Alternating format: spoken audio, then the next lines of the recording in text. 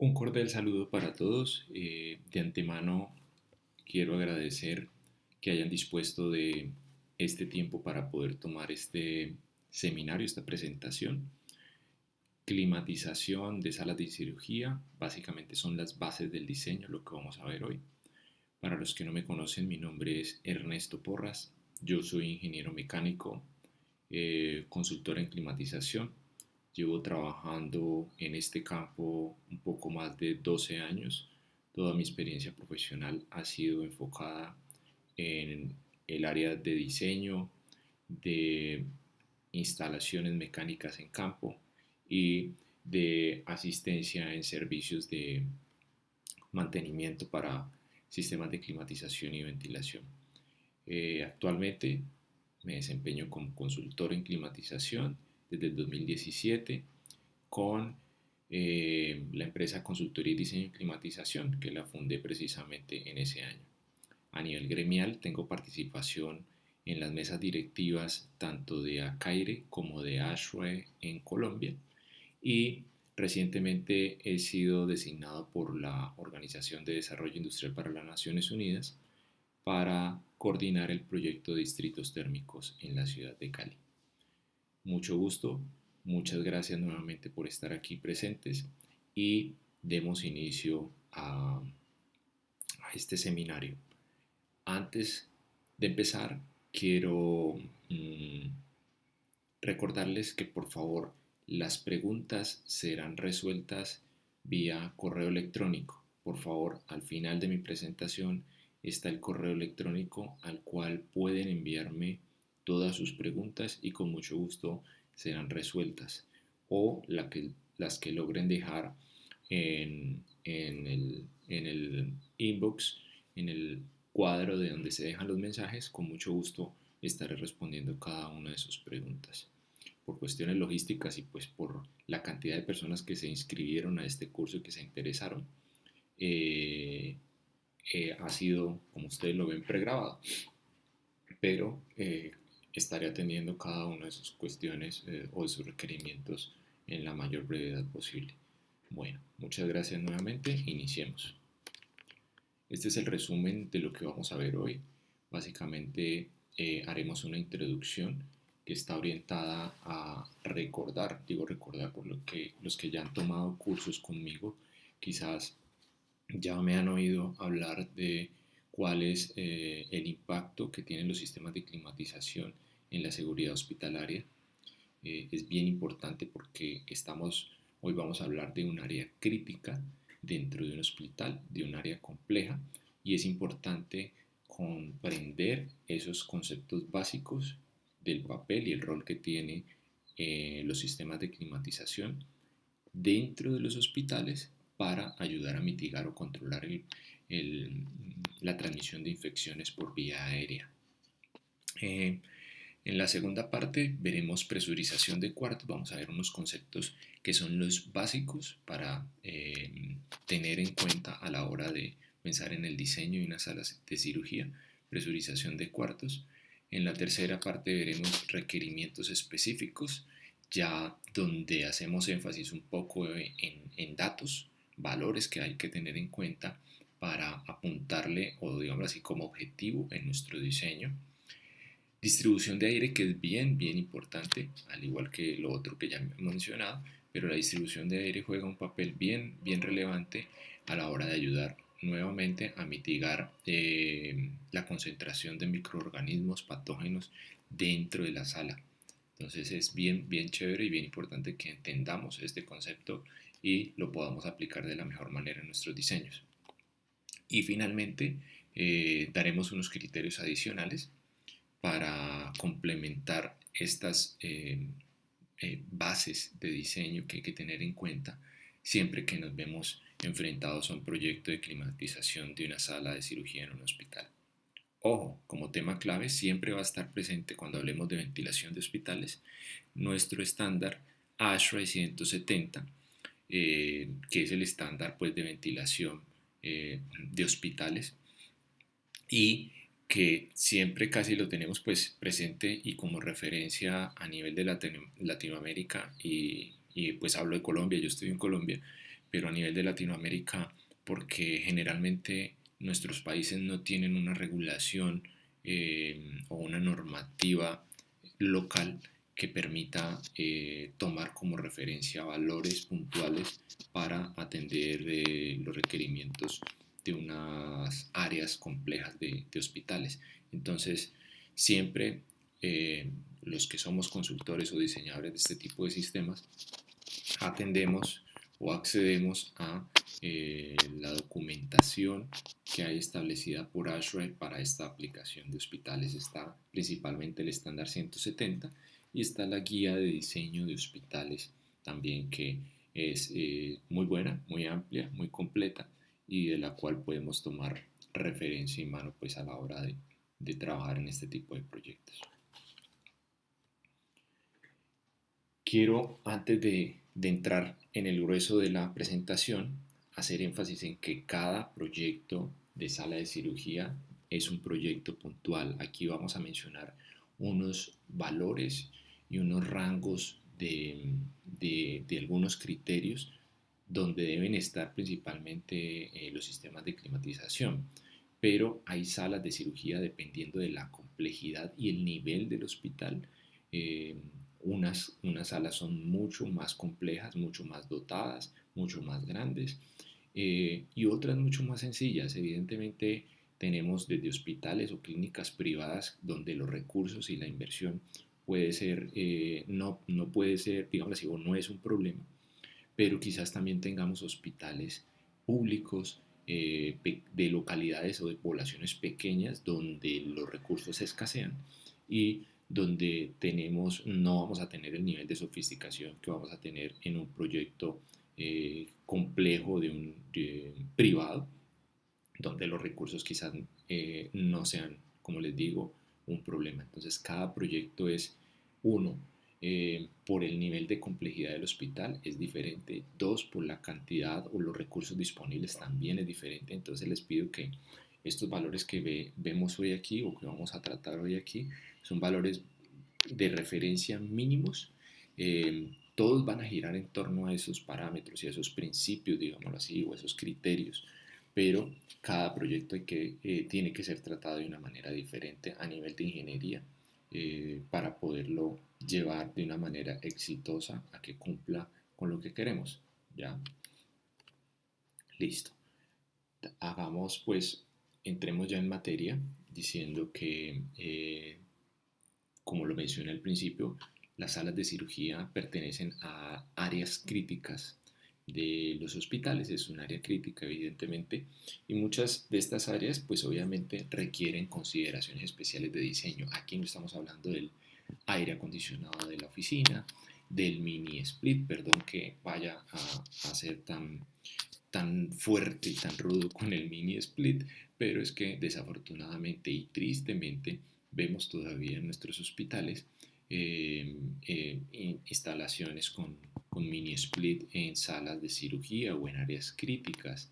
Entonces, quisiera pensar que es que quizás en algún momento nos falta a todos los profesionales que están inmersos pues, en este campo de los hospitales, de los proyectos hospitalarios, quizás falta de conocimiento y de conceptos, y es por eso una de las razones que me ha motivado a generar este tipo de cursos y el contenido que estamos publicando en nuestro blog, uh, referente a hospitales, a calidad de aire interior, eficiencia energética, porque mi intención es que podamos todos tener un nivel básico, fundamental y bueno para entender todos estos principios de ingeniería que nos puedan llevar a tener proyectos eficientes, con una buena calidad de aire interior, que nos permitan en el caso de los hospitales minimizar el riesgo de transmisión de infecciones por vía aérea y que podamos ir mejorando la calidad de nuestras instalaciones.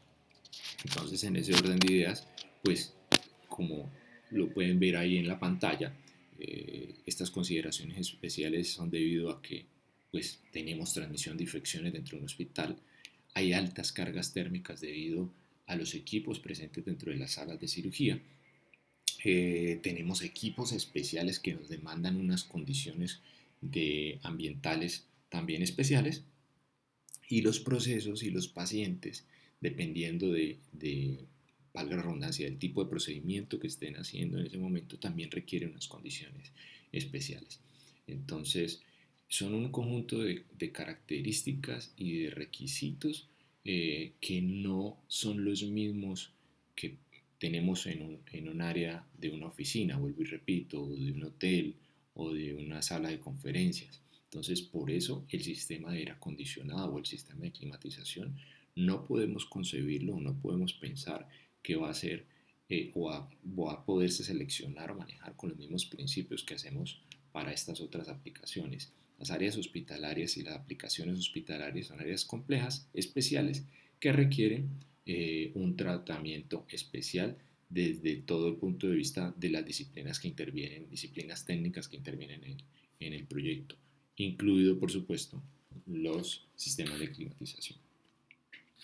Los hospitales, ya sabemos, los hospitales, a los que estén presentes viendo este seminario y que ya tengan una formación en salud, una formación médica, saben que son sitios donde hay una alta concentración de microorganismos patógenos presentes principalmente pues, en pacientes que estén infectados por algún tipo de enfermedad o por los procedimientos que se realizan en estos mismos pacientes. Entonces, se realizan los procedimientos, entonces hay contacto con materiales, instrumentos, hay piel, hay fluidos, hay efluentes de ese material contaminado y pues nuevamente aquí empezamos a corroborar o a confirmar que una vez más no es una aplicación común y corriente las aplicaciones hospitalarias y que por supuesto deben tener un tratamiento diferente. Vemos, por ejemplo, que hay estudios donde en temas de transmisión de infecciones el 80 al 90% básicamente se da por contacto directo y esto creo que ya nos es mucho más familiar a raíz de la pandemia. Hemos tenido ya más información, mucha información al respecto y creo que nos hemos ido formando más alrededor de estos temas del tipo de los mecanismos de transmisión de las enfermedades. Entonces, esto ya venía, estos estudios son ya muy antiguos, donde ratificaban que entre el 80 y el 90% las infecciones se transmiten por contacto directo. Y entre un 10 y un 20% son por vía aerotransportada, ¿ya? Por vía aerotransportada porque hay muchas partículas de esos microorganismos que son de un tamaño eh, muy pequeño, que quedan suspendidas por temas del movimiento browniano, eso se llama así, movimiento browniano, eh, del aire. Entonces ellas quedan suspendidas, pueden quedar suspendidas por mucho tiempo, muchas horas, y son susceptibles a que sean transportadas por los sistemas de climatización. Ojo, los virus no vuelan, ellos necesitan un mecanismo y un medio de transporte. Entonces, las partículas más grandes que estén suspendidas en el aire o que el mismo sistema de climatización por sus corrientes de aire haga movilizar o haga circular dentro de un área son las que van a aprovechar para estos virus para poder ser transportadas a otros sitios y generar pues contaminaciones cruzadas, bueno, en fin. Los sistemas de climatización, como pueden ver y como ya lo mencioné, afectan esos patrones de distribución de partículas en el aire. ¿Cómo? Porque las pueden o diluir o concentrar en un punto, moverlas dentro o fuera de la zona de respiración de las personas, lo que les venía diciendo en el slide anterior, pueden acelerar o desacelerar la tasa de crecimiento de microbios en el aire. Entonces, ustedes ven aquí que ya es un tema complejo, un tema donde el sistema de climatización juega un rol y un papel bien importante porque está, digamos así, inmerso en todo lo que tenga que ver con la transmisión de estos microorganismos o de las partículas que hay en el aire y de las posibles enfermedades que puedan transmitirse o posibles virus que puedan transmitirse a través de esas partículas. Como esta imagen que ustedes están viendo en este momento es tomada del manual de diseño de clínicas y hospitales de ASHRAE que les mencioné al principio, y nos muestra, por ejemplo, en una sala de cirugía o en una sala donde estén haciendo un procedimiento, una herida de un paciente está expuesta a muchas fuentes de contagio. Ya vimos que el mayor porcentaje es debido a contacto, el 80-90%. Entonces aquí vemos cómo por diferentes mecanismos, voy a mover aquí mi cursor, por ejemplo, a través del personal que hay en el cuarto, a través de sus manos, de su cuerpo, del contacto que estén teniendo ellos con la herida del paciente, el material o el instrumental que ellos tengan se ve afectado, mírenlo aquí, por el aire que esté o la calidad de aire que tengamos en nuestra habitación, en nuestra sala de cirugía, y finalmente esta puede o impactar en la contaminación del instrumental quirúrgico o directamente sobre la herida del paciente. Lastimosamente vemos cómo muchas personas entran por una fractura de un tobillo y terminan contagiadas de tuberculosis en un hospital. Esas son las infecciones adquiridas dentro de los hospitales y pueden darse por este tipo de cosas, ¿ya? Porque el, las enfermedades o los virus o las infecciones que se puedan transmitir por vía aérea son, eh, digámoslo así, en gran medida responsables de este tipo de infecciones dentro de los hospitales. Entonces aquí vemos, esta imagen nos muestra cómo son o cuáles son los mecanismos a los cuales una herida de un paciente o en un procedimiento quirúrgico está expuesto una persona cuando entra que le hagan un procedimiento. Impacto de los sistemas de climatización.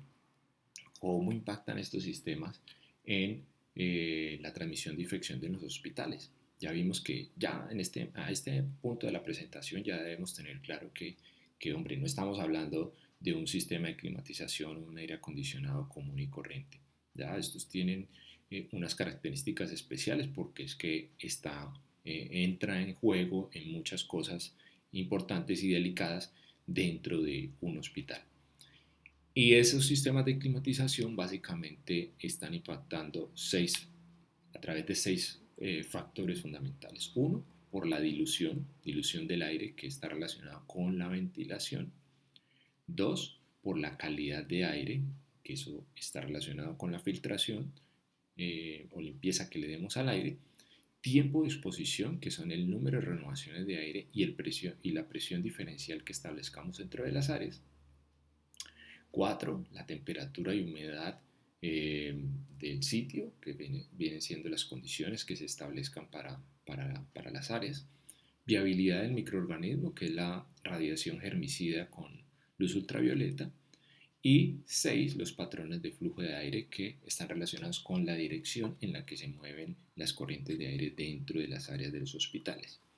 Como pueden ustedes ver aquí, estos factores son físicamente están relacionados son problemas de mecánica de fluidos, no son problemas médicos. Entonces, aquí es importante entender esto porque los ingenieros juegan un papel fundamental y los ingenieros de climatización, los consultores, los proyectistas, los encargados de llevar a cabo este tipo de proyectos, son los encargados de, en conjunto con el equipo médico y el equipo del proyecto, poder llevar a cabo y hacerles entender que ellos están allí o las personas o estos ingenieros están aquí para, a través de sus conocimientos y de su formación, ayudar con estos 6 factores que son de su correspondencia, pues, porque están formados para atender este tipo de problemas, puedan darle la mejor solución. Entonces recuerden, son problemas de mecánica de fluidos que tendrán que ser resueltos en gran medida por los ingenieros. Entonces, personal médico, personal de arquitectos que estén viendo esta presentación, por favor, apóyense en los ingenieros, que ellos tienen el conocimiento y las bases para poder ayudar a solucionar de la mejor manera y establecer las condiciones y los criterios fundamentales para que con estas 6 cosas que tenemos o estamos viendo aquí podamos minimizar el riesgo de transmisión de infecciones en los hospitales y podamos tener un sistema de climatización adecuado a las necesidades y los requerimientos puntuales de cada área. Entremos ya en lo que es la presurización de cuartos. La presurización de cuartos, ahí hablamos básicamente, ustedes lo habrán escuchado siempre, es la presión positiva o la presión negativa. Entonces, la medición del diferencial de presión de aire entre un cuarto y el pasillo o una esclusa provee de evidencia de que el aire se está moviendo en esa dirección. Aquí, en esta imagen que ustedes ven en la derecha, donde se está moviendo mi cursor, vemos cómo es la configuración, una de las configuraciones típicas de una área hospitalaria donde están cuartos de cirugía o salas de cirugía. Generalmente tenemos un pasillo interno que llamamos pasillo limpio y tenemos alrededor unos corredores de apoyo. En algunos sitios le llaman a esto pasillo sucio. A mí no me gusta llamarlo pasillo sucio porque es que esto no es que tenga unas condiciones sucias o que tenga un aire acondicionado que no cumple con ninguna especificaciones para brindar una buena calidad de aire. No, simplemente que se tienen unas condiciones diferentes a estas. Estas son un poquito más avanzadas, más estrictas, pero digámoslo así que es el corredor de apoyo donde están alrededor las áreas de apoyo para los cuartos de cirugía. Y ustedes ven, los cuartos de cirugía siempre serán con presión positiva con respecto a esos pasillos de apoyo o al pasillo interno, al pasillo limpio. Entonces, cuando nosotros tenemos una presión positiva dentro del cuarto, cuando estemos generando una diferencia entre la cantidad de aire que estamos inyectando y la cantidad de aire que estamos extrayendo, retornando, vamos a presurizar ese cuarto y las corrientes de aire van a terminar saliendo por en las áreas de rendijas generalmente de las puertas que comunican con estos pasillos. Eso va a generar una presión positiva y va a evitar que algún tipo de contaminación venga e ingrese a la sala de cirugía a tratar obviamente de ir a contaminar el procedimiento que se está realizando allí con el paciente. Entonces, uno de los mecanismos bien importantes que nos ayuda a mitigar la transmisión de infecciones en las áreas es la presión diferencial que tengamos o que establezcamos en los cuartos, ¿ya? Entonces, los cuartos de cirugía o las salas de cirugía son con presión positiva, se diseñan con presión positiva con respecto a sus áreas adyacentes. Generalmente son el corredor limpio y el corredor de apoyo. Ténganlo presente. Bien, esto pues hay muchos mecanismos de poderlo lograr y de poderlo medir. Lo importante es medirlo porque pues en el papel todo se puede, pero ya en la ejecución hay que estar seguros de que estas condiciones se están logrando. Aquí podemos ver en esta imagen cómo el principio de presión diferencial nos permite ayudar a controlar y a direccionar el aire como nosotros queremos que él se mueva, ¿ya? Y la idea y lo principal que debemos tener en cuenta, el principal concepto es que el aire debemos tratar de moverlo desde las áreas más limpias hasta las áreas más sucias y esto lo hacemos estableciendo diferenciales de presión con las áreas adyacentes. Entonces eso nos permite, es fundamental en las etapas conceptuales del proyecto realizar, clasificar las zonas críticas de las zonas que son no tan críticas y de las áreas que finalmente son, digamos así, de tipo administrativo dentro de un hospital y poder hacer establecer las presiones que se van a tener o los requerimientos de presión diferencial que debe tener cada área y de esa manera establecer los flujos o las direcciones que va a tener el aire dentro del área hospitalaria. Es importante desde esa etapa, desde la etapa de conceptualización del proyecto, poderlo establecer porque eso nos va dando una idea del tamaño del equipo que vamos a tener en cuestión de cantidad de volumen de aire necesario. Aparte pues del necesario para satisfacer las cargas térmicas, vamos a necesitar un volumen de aire generalmente un poco más a ese para poder cumplir con las presiones diferenciales entre las áreas y poder garantizar de que la transmisión de infecciones por vía aérea va a estar en cierta manera minimizada o controlada.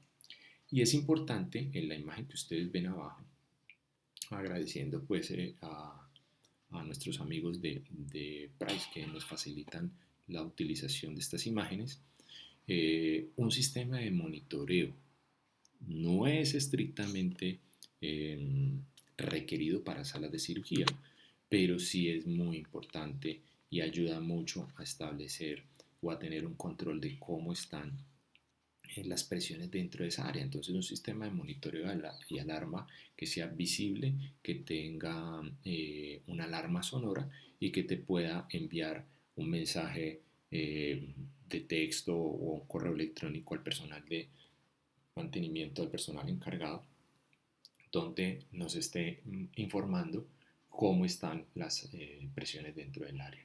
Entonces, son, como les digo, los estándares y no, digámoslo así, al menos Ashwin no lo pone como obligatorio. He leído otra literatura, por ejemplo, manuales eh, que, que elaboran los veteranos de los Estados Unidos y ellos en sus manuales de diseño para salas de cirugía, por ejemplo, lo ponen como obligatorio. Entonces, eso depende mucho de la legislación local, pero como sugerencia yo adoptaría un mecanismo de poder tener un sistema de monitoreo y alarma para cuartos o áreas especiales que requieran control de presión. Este caso es las salas de cirugía. 200 FM, como lo ven usted allí, 200 FM, de hecho, es el mínimo. Estos valores que nosotros vamos a ver aquí siempre son valores mínimos y siempre mi consejo es que apuntemos a estar un poquito, obviamente, por encima de ellos, porque en campo pueden pasar muchas cosas. Uno en el papel todo es muy ideal, muy teórico, pero en el campo pasan muchas cosas a nivel constructivo. Entonces, apuntarle a siempre estar un poquito por encima, estos son valores mínimos de caudal de aire para un cuarto hermético. El objetivo, como ven ustedes allí, es lograr un mínimo de 0.01 pulgadas de columna de agua de diferencia de presión con respecto a otra área. He encontrado en la literatura y en ensayos y en estudios que se han hecho en campo que estos valores pueden estar entre 200 y 450 CFM quizás, y eso va a depender mucho de la hermeticidad y de la calidad constructiva que tengamos en el cuarto. Entonces, es importante, aquí les traje, la idea de este curso no es entrar como tanto en detalle de temas de cálculo, pero sí consideré importante que al menos poder establecer este dato del área de fuga es importante porque son de las muchas, este tema es donde se cae mucho en errores en el campo y a la hora de calcular y donde generalmente no se sabe cómo se estima esa área y cómo se estima esos caudales necesarios. Entonces del ASHRAE, del Handbook Fundamentals, en el capítulo 16 está esta formulita donde podemos calcular el área de fuga de aire en un cuarto. Generalmente le apuntamos y asumimos que el resto del cuarto es cielo falso, si hay quizás ventanas, tienen un sello, digamos así, casi perfecto o ideal, y la única área de fuga que podemos estar contemplando es la ranura que queda entre la puerta y el piso o entre el marco de la puerta. Se supone que los marcos de las puertas de esas salas de cirugía deben tener un sello bueno, unos sellos, unos empaques en caucho, o el diseño de la puerta debe permitir eso. Y esa área de fuga, en teoría estaríamos hablando de esa que les digo que está entre el piso y la parte inferior de una puerta de las salas de cirugía. Entonces, aquí hay unos valores, por ejemplo, el tema de la densidad, es una densidad a nivel del mar para un cuarto a esas condiciones, 20 grados Celsius aproximadamente. Este valor de densidad habrá que corregirlo para las diferentes localidades donde estén ustedes, diferentes alturas. Hay que establecer un valor digámoslo así, corregido dependiendo de la altitud donde esté la sala. Y los coeficientes de descarga son coeficientes que han establecido ya por experiencia y por estudios que se han hecho en diferentes, en campo, pues. Entonces, a través de diferentes estudios en campo que se han hecho en mediciones, han establecido estos coeficientes que están entre 1.6. Ahorita vamos a ver un ejemplo, como aquí, el coeficiente de descarga, cómo ¿cómo afectan estos coeficientes si yo calculo con 1.6? Porque pues, los vemos como valores mm, lejanos, entre comillas, que pueden afectar significativamente el valor o el resultado del área. Entonces, ahorita es importante en la siguiente slide que veamos cómo esto cambia. Entonces, aquí el ejemplo para 200 fm, vamos a ver cuál es el área de fuga requerida. Entonces utilizamos obviamente la misma fórmula que ya vimos arriba, introducimos los valores que ya tenemos, vamos a hacer nuestro ejemplo con un coeficiente de descarga de 1 inicialmente para un área de 70.8 pulgadas cuadradas, que eso son aproximadamente 0.49 pies cuadrados. Si lo hacemos para un coeficiente de descarga de 0.6, entonces tendríamos un área de 118 pulgadas cuadradas o 0.82. ¿Qué pasa aquí? ¿Qué es lo que les quiero comentar con esto?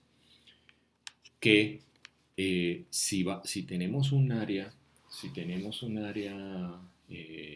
muy grande, ya esta área es diferente a esta, vamos a requerir caudales más grandes, ¿ya? Entonces es importante que durante el desarrollo del proyecto podamos, en conjunto con los demás técnicos, ingenieros, consultores de las demás disciplinas del área constructiva, podamos establecer de manera adecuada esa selección, estar, digámoslo así, pendientes, vigilantes de que a la hora de construir, instalar las puertas en este tipo de áreas tengamos unas características importantes.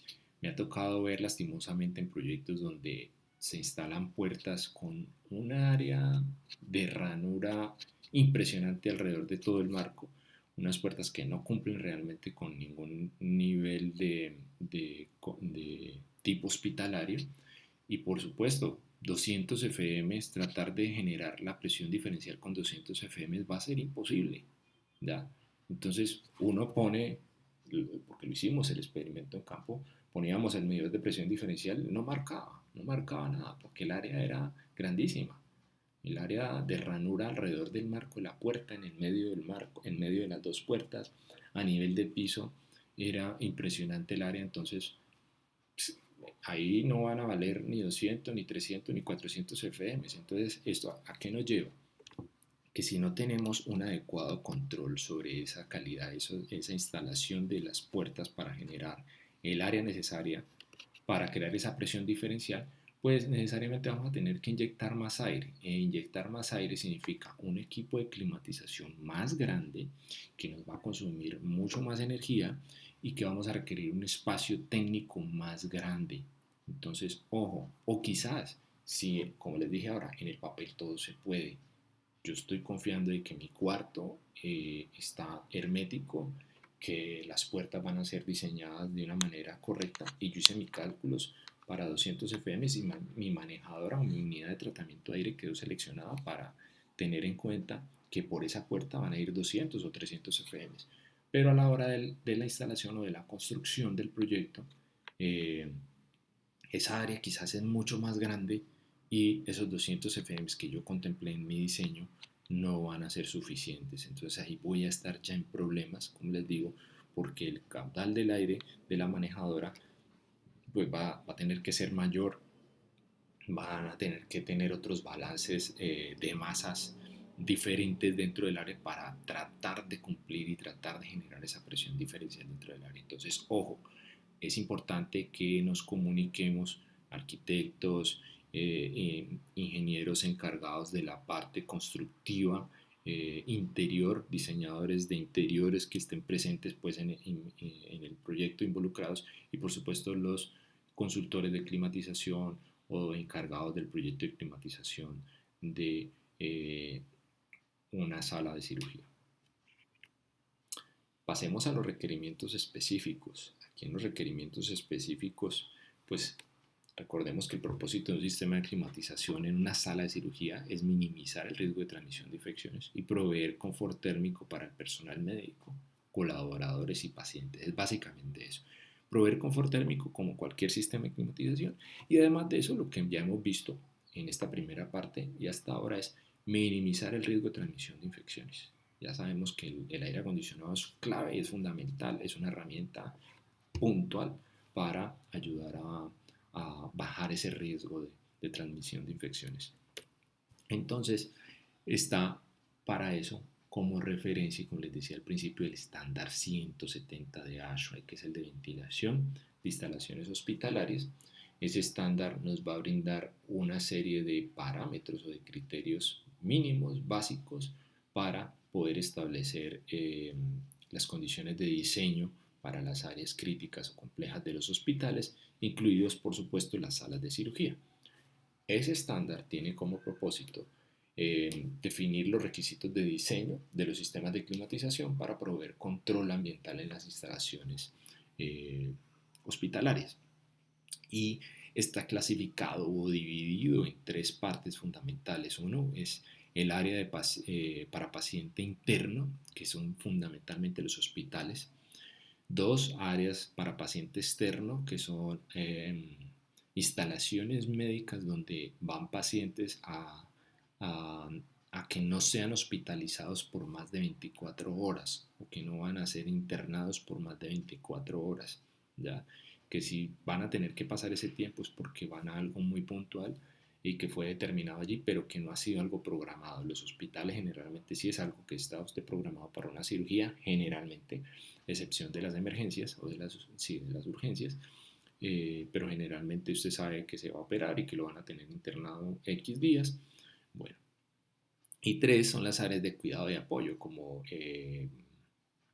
clínicas de reposo, áreas de cuidado de ancianos, bueno, este tipo de áreas.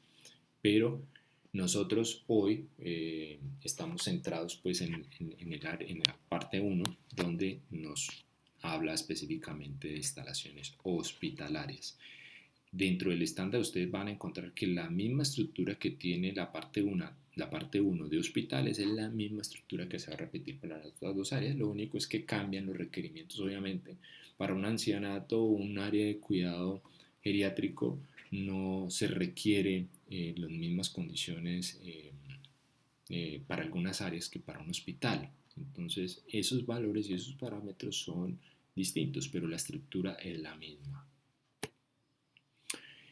Dentro de ese estándar vemos el área 7, fundamentalmente. El área 7 es donde, la sección 7, perdón, es donde encontramos los requerimientos de ventilación y que están orientados pues a cada área hospitalaria. Pero hay que hacer y el mismo estándar hace una claridad y un llamado de atención ahí al respecto, y es, ojo, el hecho que cumplamos con esos parámetros mínimos que nos está dictando el estándar no quiere decir que estemos satisfaciendo el criterio de confort en las personas. ¿Por qué? Porque el confort es un tema subjetivo, es un tema de la mente, y lo que para mí 20 grados Celsius es confortable, para otra persona quizás es terriblemente inconfortable o perjudicial. Entonces, hay áreas dentro de los hospitales que por el nivel de complejidad, de procedimiento, va a requerir condiciones que quizás no van a generar confort en pacientes y en personal médico. Hay áreas donde requieren temperaturas bajas, 20 grados, hay algunos que son más estrictos y exigen hasta 18 grados Celsius. Entonces esas áreas son áreas y condiciones donde también por tu nivel de vestuario que vas a tener en esas áreas estás muy desprotegido y son condiciones en las cuales no te vas a sentir muy bien. ¿Ya? Entonces hacen énfasis en que no necesariamente se garantizan condiciones de confort cumpliendo con los requisitos del estándar. Allí principalmente, como lo hemos dicho, esos requisitos son fundamentalmente para cumplir con las condiciones requeridas para los procedimientos y para lograr minimizar el riesgo de transmisión de infecciones.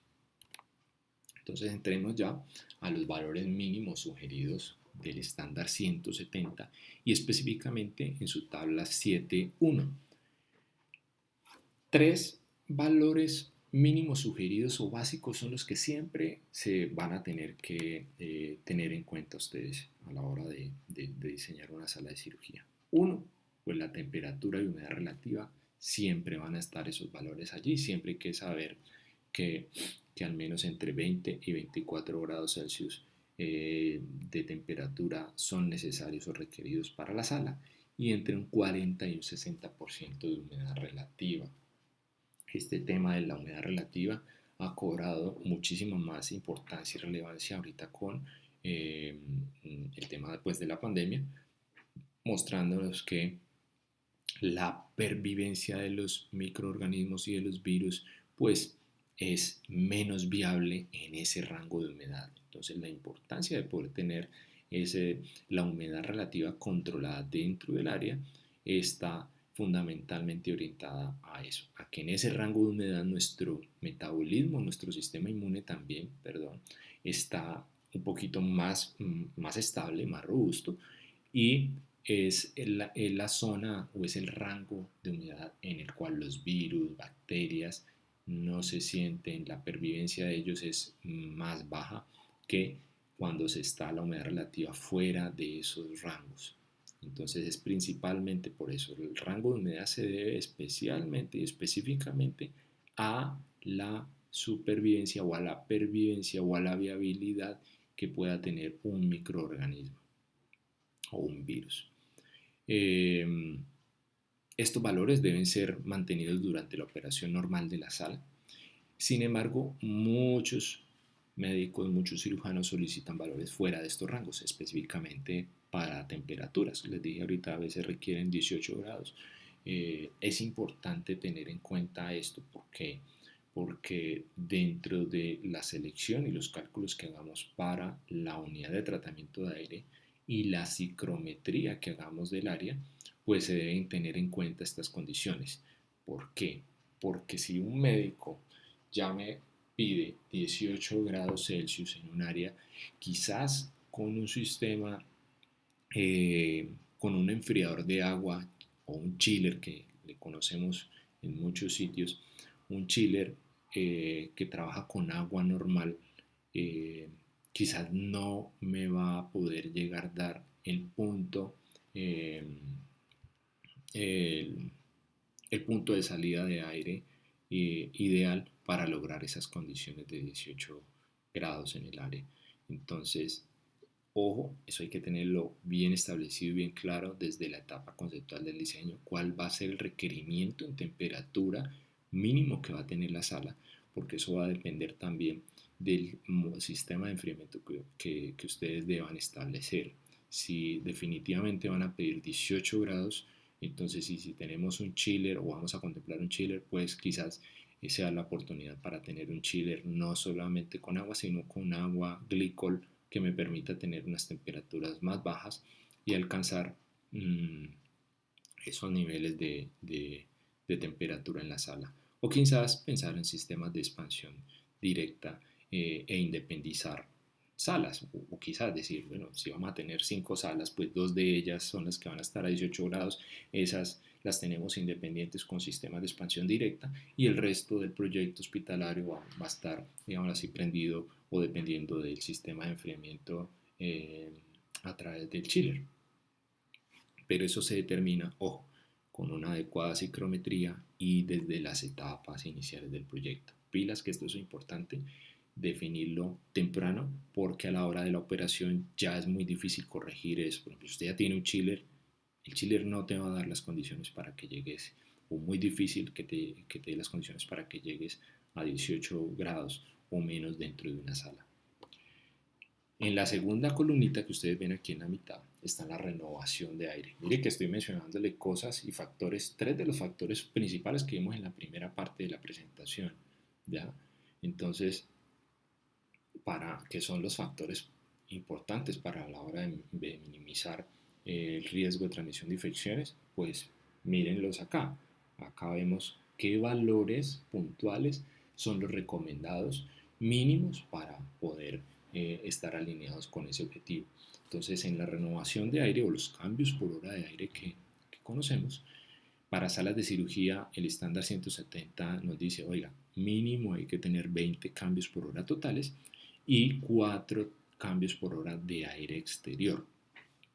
Entonces, ¿estos valores de dónde han surgido? Pues leyendo en muchos artículos y en muchas fuentes, me di cuenta que durante prácticamente los últimos 50 años este valor de cambios por hora para salas de cirugía ha estado entre 15 y 25 cambios por hora.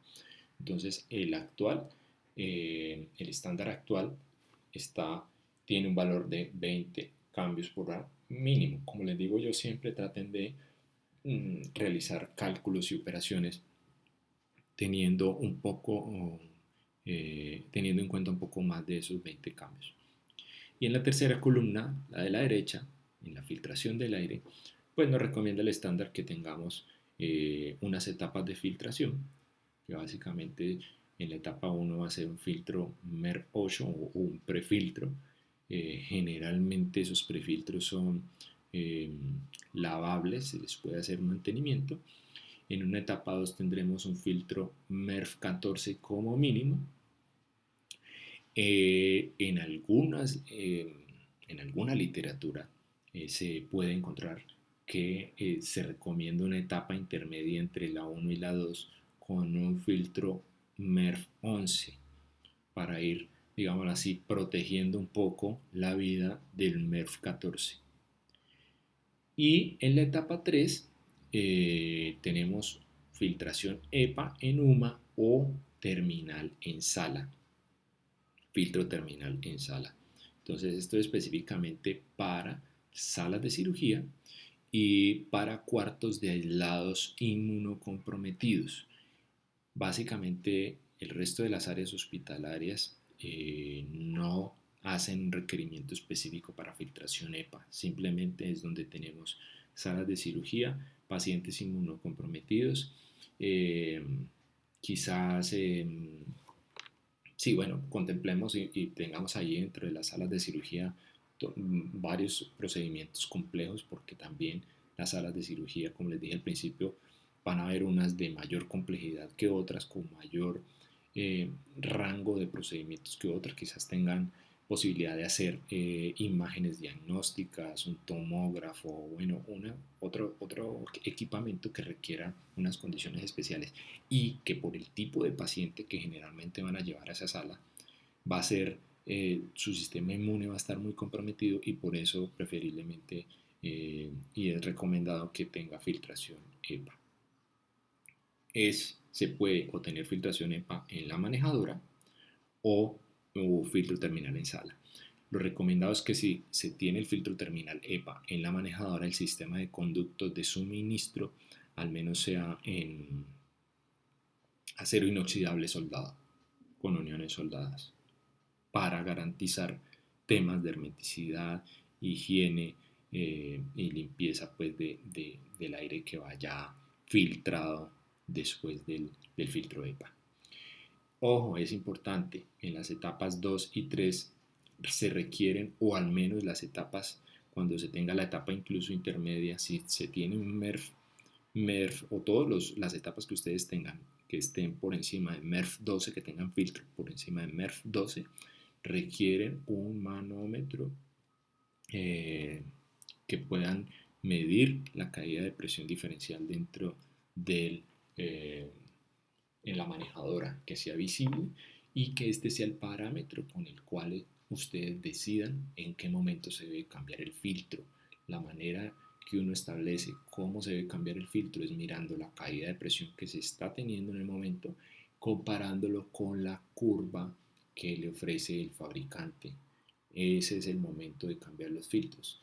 Muchas salas y muchos sistemas de climatización he tenido que ver a lo largo de estos años de experiencia sin siquiera tener este manómetro de presión diferencial y el personal de mantenimiento preguntándonos a los cuántos años, a los cuántos meses se debe cambiar el filtro.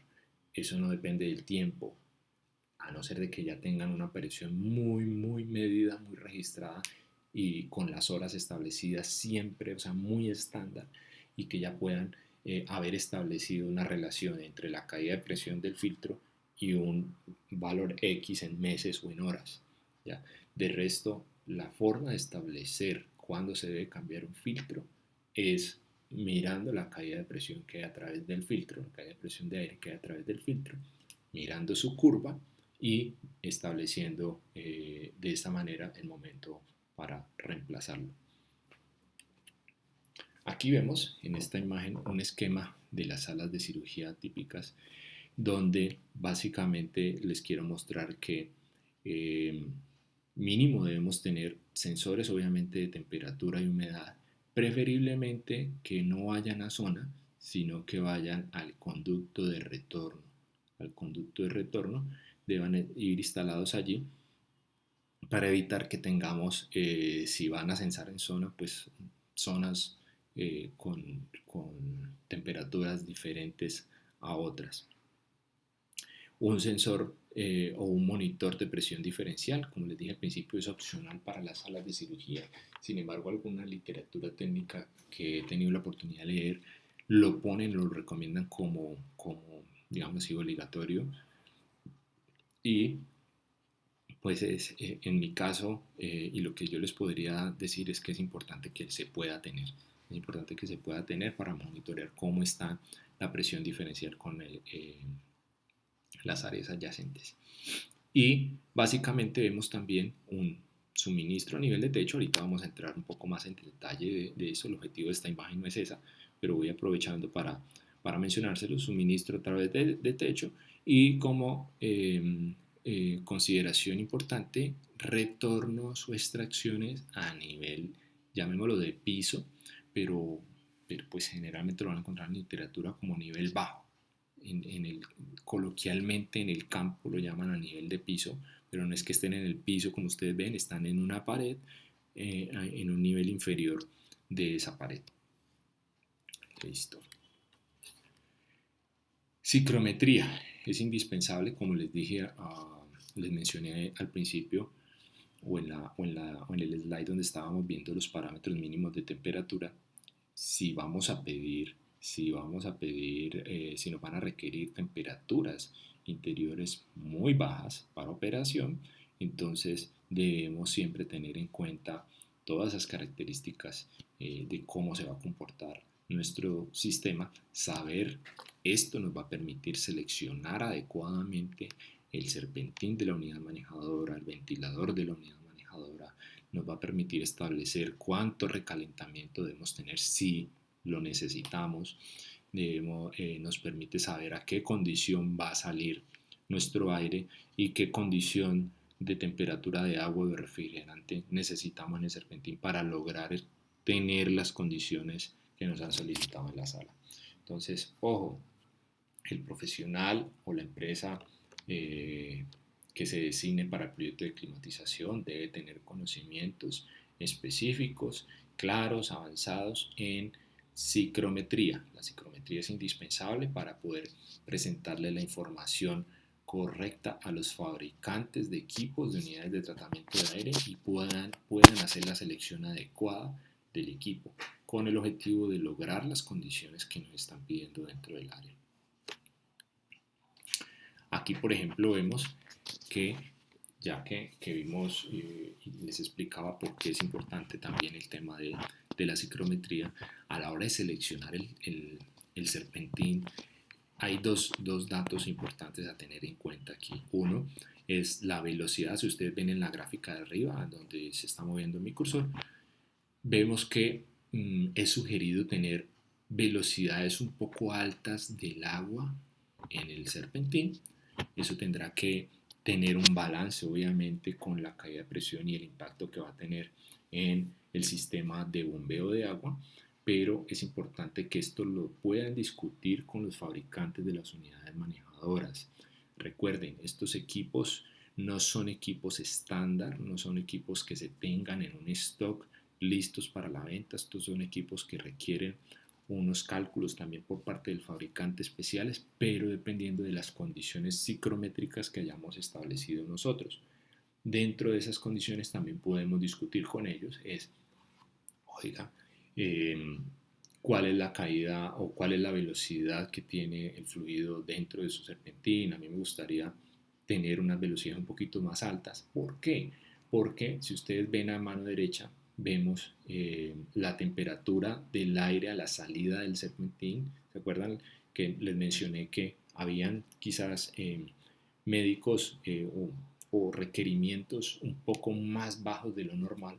Entonces, con el ánimo de optimizar o sacarle el mayor provecho a poder lograr esas condiciones más bajas de lo normal, entonces podemos hacer o jugar con la selección también del serpentín. Uno es teniendo velocidades del fluido que vaya a pasar por el serpentín, agua o agua glicol con velocidades un poco altas, y por el lado del aire tener velocidades un poco más bajas. Entonces lo recomendado es estar por debajo de los 450 pies por minuto de velocidad del aire cuando pasa a través del serpentín.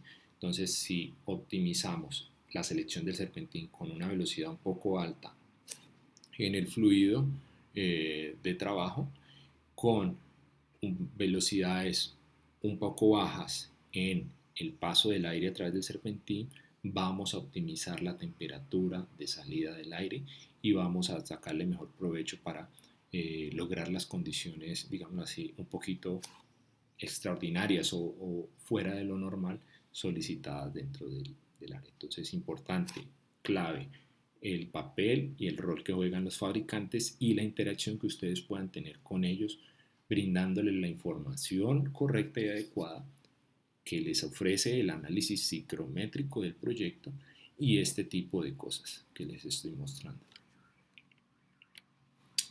Pasamos a distribución del aire. En la distribución del aire en las salas de cirugía básicamente se fundamenta en la teoría de una franja o columna térmica. Ahorita vamos a ver de qué se trata eso, que se irradia desde una zona quirúrgica abierta.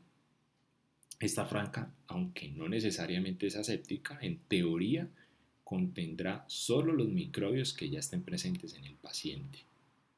Entonces, el flujo en ese sentido vamos a tener algo que se llama el flujo del aire. Debe ser un flujo de aire unidireccional y ese patrón de aire debe ser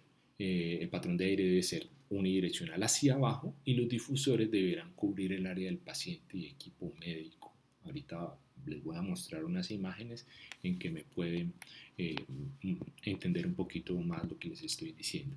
Y el área de cobertura de esos difusores o de ese arreglo que logren hacer en techo, porque es complejo realizar el arreglo por los diferentes aparatos, lámparas, equipo médico adicional que se requiere u otras instalaciones, incluso de suministro de gases y este tipo de cosas. Ese arreglo que hagan deberá exceder mínimo 12 pulgadas a cada lado de la mesa quirúrgica. ¿Listo? Aquí en esta imagen, cortesía de nuestros amigos de Price, vemos un arreglo aquí arriba, unos difusores. Esta es una sección transversal de una sala de cirugía. Aquí vemos la mesa quirúrgica donde van a tener el paciente y la idea es que se pueda tener un flujo en este sentido, un flujo direccional que venga sobre la mesa quirúrgica y el personal médico y de apoyo que estará en estos lados. El aire, aquí ustedes ven a los costados unas rejillas de retorno o extracción. El aire tratará de venir y tomar esta dirección. ¿Ya? Se supone que el aire contenido en estas zonas es aire con una calidad diferente y la franja térmica que se lograba hablar al principio se forma en esta parte básicamente por el procedimiento que se esté realizando al paciente. Entonces la idea es que las velocidades aquí de este aire sean lo suficientemente bajas para poder crear este flujo unidireccional y que esa barrera, esa franja o esa columna térmica no se rompa y no logremos una eh, turbulencia de aire que nos ayude a esparcir los microorganismos o quizás una posible infección que se tenga allí al resto de la sala. Entonces, este flujo nos permite es que podamos tener en cierta manera cierto control de lo que queremos que este aire venga, pase por aquí y muy sutilmente vaya llevándonos el aire quizás contaminado hacia el lugar de retorno o extracción de aire de la sala. Y no se nos generen unas turbulencias enormes pues aquí en la zona en la zona quirúrgica. Esta imagen está un poquito más concentrada, con un poco más de detalle. ¿Y cómo hacemos para lograr ese flujo unidireccional? Pues básicamente estableciendo velocidades o caudales entre 25 y 35 cfm por pie cuadrado. Esa es la velocidad de cara acá en el difusor que debemos tener para lograr este efecto, algunos lo llaman efecto pistón, o tener ese flujo unidireccional y que venga sobre la mesa quirúrgica y que vaya en dirección hacia las rejillas de retorno, como ustedes lo pueden ver.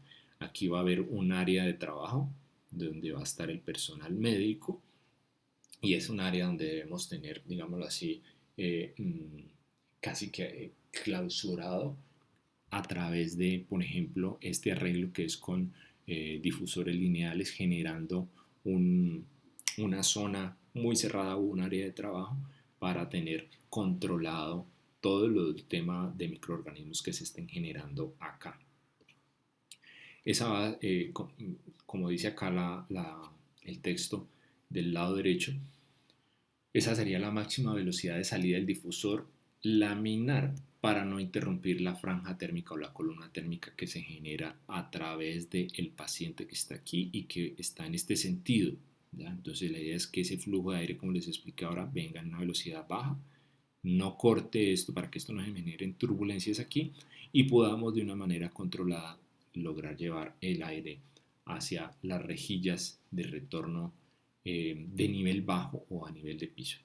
Y ustedes ven estos difusores lineales van a hacer esa cortina de aire tratando de incluso restringir más esta área de trabajo y también con una orientación de flujo hacia las rejillas de retorno y desde esto va a tener unas deflectores o sus aleticas deflectoras.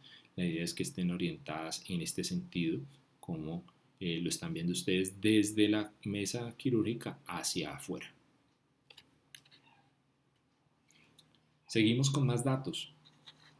Del 65 al 75% del aire se debe suministrar por difusores lineales a razón de 25 a 45 cfm por pie lineal de ranura y el restante 25 a 35% del aire por los difusores de flujo laminar. Cuando tengamos este arreglo de difusores lineales, y con difusores de flujo laminar en el centro, aquí se pueden ver difusores de flujo laminar si se alcanza a ver, y las rejillas lineales o los difusores lineales, alrededor, encerrando la zona quirúrgica. Entonces el 65 al 75% del aire, esto también ya está medido y estudiado, ese aire deberá ir por acá, por los difusores lineales, y el resto debe ser distribuido en el arreglo que tengamos acá con los difusores de flujo laminar. Ojo, estas rejillas, como les dije al principio, estos difusores lineales, deben tener sus aletas difusoras con una inclinación entre un 5 y un 15% y deberán ir, como les expliqué ahorita, desde la mesa quirúrgica hacia afuera, donde van a estar las rejillas de retorno o extracción a nivel de piso.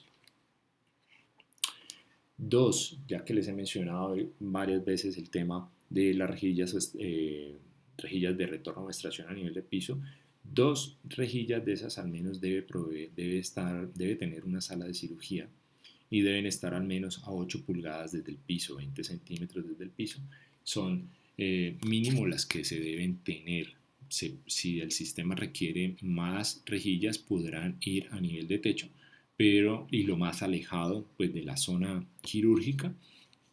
Y pero como mínimo debemos tener 2 rejillas a nivel de piso. Conductos. Estamos digamos en el capítulo de distribución de aire. Esto que acabamos de ver es lo fundamental para temas de distribución de aire. Sin embargo, algo que complementa el sistema de distribución de aire, por supuesto, son los conductos. Y la pregunta típica siempre es material, clasificación, velocidades, bueno, en fin. En temas de materiales, aquí en temas de materiales siempre va a haber como, no controversia, no lo voy a llamar controversia, pero sí hay, digámoslo así, discusión al respecto, porque, por ejemplo, los guías, al menos americanas de diseño, lo que es ASHRAE, la guía de veteranos de los Estados Unidos que les mencioné, hacen énfasis en que los ductos deben ser en acero galvanizado. Sin embargo, hay otros tipos de materiales que quizás puedan llegar a ser usados teniendo en cuenta que cumplan con niveles de rugosidad en el material que no vayan a favorecer el crecimiento o acumulación de partículas dentro del ducto que vayan a favorecer el crecimiento de microbios dentro del mismo. Y obviamente también que permitan la limpieza de esos ductos internamente con cualquiera de los mecanismos que exista para limpieza de conductos. Entonces, esos materiales diferentes al acero galvanizado deberán tener estudios y certificaciones que demuestren que están aptos para ser usados en salas de cirugía. Se sugiere para conductos de suministro de aire acero inoxidable con uniones soldadas. Esto se los mencioné al principio, sobre todo cuando tienen el filtro EPA en la unidad manejadora. El resto de ahí para allá, el suministro deberá ser al menos en acero inoxidable con uniones soldadas. Eso en cuestión de materiales. La clasificación, pues dependiendo de la presión estática que genere el filtro EPA o ya sea manejadora o el filtro terminal, la clasificación en cuanto a presión de los ductos puede llegar a ser de 3 a 4 pulgadas de columna de agua. Las velocidades, se recomiendan velocidades bajas con un máximo de 1500 pies por minuto. Y en atenuación acústica, los atenuadores de ruido solo serán permitidos en conductos de retorno o extracción. Ojo, si instalamos, generalmente los atenuadores de ruido contienen materiales acústicos que en su gran mayoría son de materiales fibrosos, de lana mineral, este tipo de materiales, y obviamente la idea es, después de tener un aire ya filtrado, limpio, pues no ir a pasarlo por este tipo, que el aire entre en contacto con este tipo de materiales. Por eso, la recomendación es que sean instalados en retorno, ductos de retorno de extracción, si tenemos algún problema de control de ruido. Pero si logramos diseñar con adecuadas velocidades, el tema de ruido, créanme que no va a ser un problema. Las unidades manejadoras, ya hablamos un poco arriba de las unidades de tratamiento de aire o unidades manejadoras, como lo quieran llamar. Me gusta más unidades de tratamiento de aire. En la selección, ¿qué debemos tener en cuenta? Pues estas unidades de tratamiento deben tener al menos con una certificación ARI, probadas y balanceadas en fábrica, en una fábrica que sea certificada para eso. Su configuración deberá ser modular, vertical u horizontal y el tipo draw-through, que lo que significa es que el serpentín debe estar previo o en la succión del ventilador. Cada unidad de tratamiento de aire se instalará como una entidad independiente sin ninguna interfaz física con otra unidad manejadora, es decir, dos manejadoras no se podrán conectar en un mismo sistema de distribución de aire o compartir retornos o compartir suministros, no. La idea es que cada quirófano, una de las alternativas es que cada quirófano pueda tener una unidad independiente. Si no es posible, algunas también guías y recomendaciones de diseño te permiten agrupar cierto número máximo 4 o 5 quirófanos por unidad manejadora. Cuando ya son hospitales muy grandes que tienen muchas unidades de quirófanos, en algunos sitios permiten que puedan agruparse por unidad manejadora, ¿ya? Pero ya son hospitales de una complejidad y un número de salas de cirugía muy grande. Generalmente si son 2 o 3 salas de cirugía, mi recomendación es que puedan tener sistemas independientes para poder tener unas condiciones controladas mucho mejores. La estructura de la unidad manejadora o de la unidad de tratamiento de aire será sólida, doble pared sin perforaciones. Los materiales de esta unidad se seleccionarán en función del tipo de proyecto, la ubicación y el área de servicio. Ubicación, aquí es importante saber si va a estar al interior de un cuarto o si va a estar expuesta a la intemperie, en una terraza, en una losa técnica, donde además de eso debemos tener en cuenta, por favor, esa condición para la hora de calcular nuestra carga térmica. Estas unidades deberán contar con aislamiento térmico de espuma inyectada entre sus paredes, entre la interior y la exterior, y no se permite el uso de aislamiento interior expuesto. No se permiten lanas, minerales o aislamientos expuestos. Ustedes deben ver la manejadora completamente lisa en material metálico en sus dos, al interior como al exterior. ¿Qué otras características adicionales deben tener estas unidades de tratamiento de aire? Pues deben en su sistema de control o de tablero, deben tener en cuenta que van a tener un modo que pueda funcionar en modo ocupado o desocupado. Esa es una de las cosas que ha venido implementando adicionales y nuevas el estándar 170 de ASHRAE, y es que le permita a los sistemas de climatización de las salas de cirugía tener la opción de funcionar en modo ocupado o desocupado. Ojo, en el modo desocupado deberán mantenerse como mínimo las condiciones o el caudal de aire necesario para mantener la presión diferencial, y 2, para mantener la humedad relativa máximo hasta el 60%. La temperatura puede variar y puede estar fuera del rango, pero lo importante es mantener las presiones diferenciales y la humedad relativa que no exceda el 60%. Tener un variador de frecuencia de la manejadora para poder adaptarse a las condiciones de carga parcial, y como les había mencionado, tener velocidades en el serpentín menores a 450 pies por minuto de aire de cara al serpentín. Criterios adicionales, y ya para ir finalizando, a niveles de control de temperatura, proveer control de temperatura independiente para la sala de cirugía con sensor en conducto, como lo vimos en la imagen de arriba los slides anteriores. Control de humedad, proveer sensores que permitan medir y registrar la humedad relativa de la sala. Es importante llevar un control y un registro, un monitoreo de cómo están esos valores de humedad relativa en la sala. Y el control de presión diferencial, como les dije, establecer, no es obligatorio, pero sí es recomendado de mi parte, se los recomiendo, se instalen en las salas de cirugía controles de presión diferencial para monitorear cómo se están comportando esas presiones y de esa manera saber los flujos de aire cómo están yendo. En resumen, valores mínimos sugeridos, y ya para ir rematando. En resumen, mínimos sugeridos que se deben tener en cuenta. Ojo, la temperatura y humedad relativa, ya sabemos, entre 20 y 24 grados Celsius. Temperatura, humedad relativa entre el 40 y el 60%. Clave aquí la psicometría, dependiendo de las condiciones. Si me están pidiendo condiciones diferentes a esta, pues debe hacerse un análisis psicométrico y de selección de equipo mucho más exhaustiva, o de alternativas. Hay que mirar, hay que evaluar varias alternativas.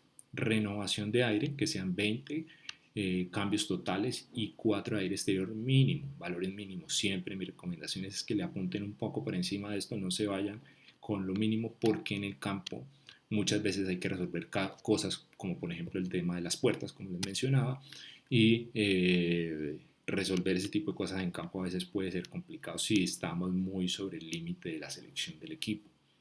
Filtración del aire, pues mínimo MERV 8, MERV 14 y EPA para las salas de cirugía, que podrá ser en UMA o a través de filtros terminales. No olvidar, por favor, los manómetros de presión diferencial instalados en la unidad manejadora para determinar la vida de servicio de los filtros. Recuerden, por favor, que cada uno de estos proyectos de salas de cirugía, proyectos hospitalarios, son proyectos, como les dije al principio, complejos, son proyectos diferentes cada uno porque cada hospital tiene un nivel de complejidad diferente.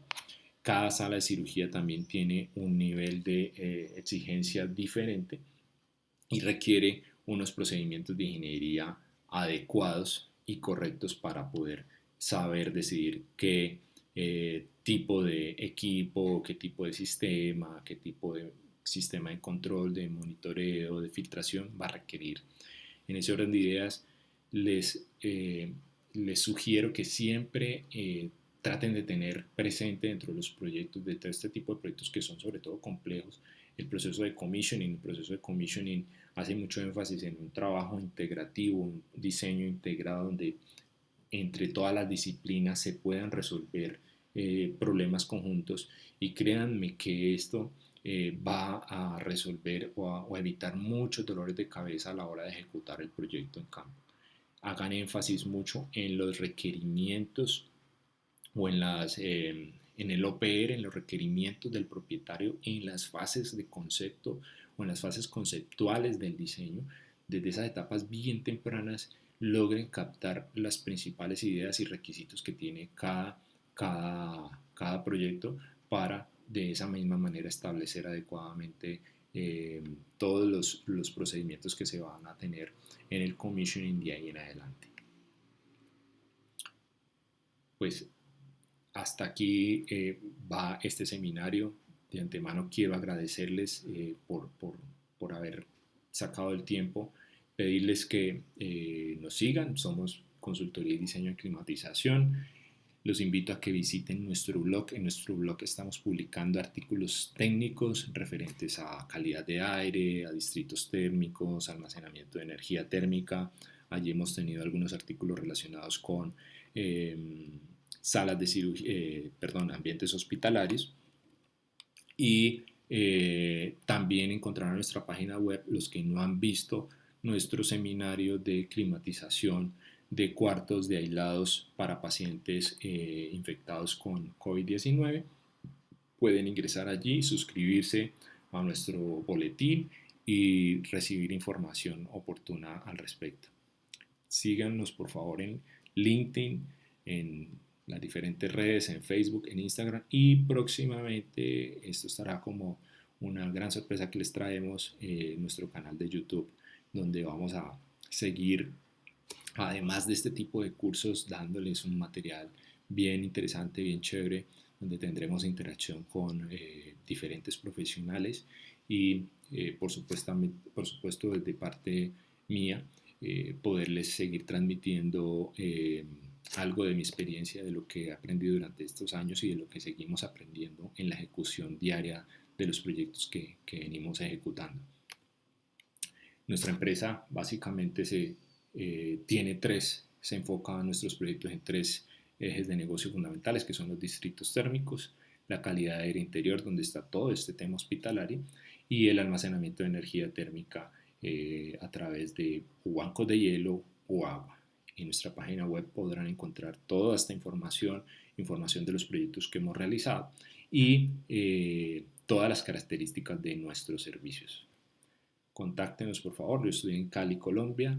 Sin embargo, tenemos la capacidad de atender proyectos, quizás diría yo, en toda Latinoamérica, en todo Colombia. Ahí está mi teléfono celular, al cual me pueden contactar también o llamándome o por un WhatsApp si están por fuera de Colombia. Y el correo electrónico, como les dije, para que me escriban todas sus inquietudes, todas sus sugerencias, que me escriban qué temas quisieran que habláramos. Y bueno, esto es todo por hoy. Muchas gracias a todos nuevamente por haber dispuesto de este tiempo. Espero nos podamos ver en un próximo curso, en un próximo seminario, y con mucho gusto estaremos por acá pendientes de sus sugerencias. Un abrazo para todos, que tengan un feliz día. Gracias.